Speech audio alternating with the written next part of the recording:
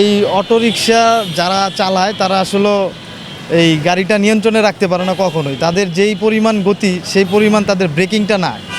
এই ব্রেকিং সিস্টেমের কারণে হুটহাট করে অ্যাক্সিডেন্ট হয়ে যায়।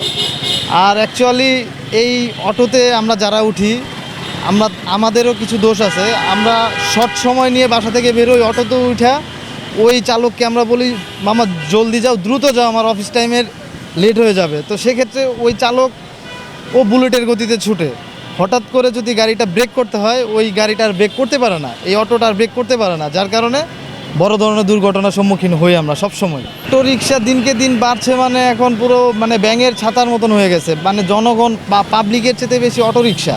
এই অটোগুলোর তো কোনো সিস্টেম নাই ভাই, ওরা কোনো সিস্টেম অনুযায়ী চলে না। হাইওয়েতে চলে, জেব্রা ক্রসিং কি, ইউটার্ন কি, ডানের ইন্ডিকেটার, বামের ইন্ডিকেটার, হর্ন, মানে কোনো কিছুই বোঝে না। এটা অবশ্যই নিয়ন্ত্রণ করা উচিত। এখন কিভাবে নিয়ন্ত্রণ করলে ভালো হবে এটা আসলে আমাদের সরকারের ভালো একটা পদক্ষেপ নেওয়া উচিত।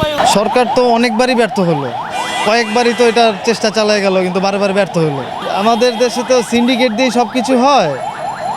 এখন এইখানেও সিন্ডিকেট আছে, অবশ্যই আছে। তো এটা একদম মানে গোড়া থেকে আপনার ধরতে হবে। মানে যেমন কারখানাগুলো, ওগুলো থেকে বন্ধ করা শুরু করলে আস্তে আস্তে গ্যারেজ লেভেল পর্যন্ত আসলে তাহলে একটা নিয়ন্ত্রণে আসা যায়।